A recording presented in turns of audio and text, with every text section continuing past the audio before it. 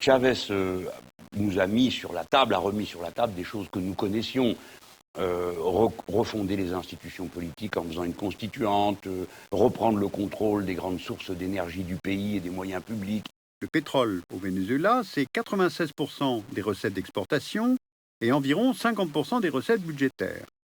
L'économie du pays est donc fortement dépendante du pétrole et cette dépendance s'est aggravée pendant la présidence Chavez. Car les revenus pétroliers ont été investis dans les programmes sociaux et non pas dans l'industrie, ce qui permettait pourtant de diversifier l'économie.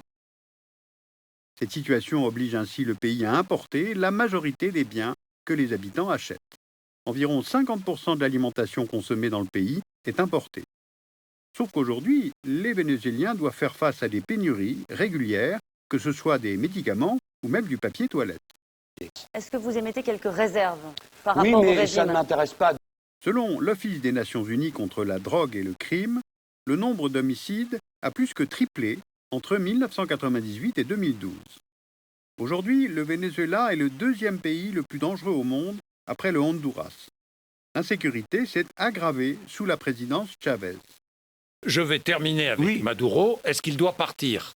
Mais c'est aux Vénézuéliens de répondre à une question pareille. Enfin, situation est-ce que dramatique. chaque fois, pardon Monsieur Bourdin, mais excusez-moi de vous dire, est-ce que quand il y a eu les manifestations pour la loi El Khomri, vos collègues dans les autres pays disaient Monsieur Hollande... comparer les manifestations contre la loi El Khomri et les manifestations qui ont lieu aujourd'hui au Venezuela ? En effet. En effet ? Oui, ce sont des manifestations d'opposition. Sauf que hier, deux jeunes, dont une jeune fille de 16 ans a été tuée. C'est abominable.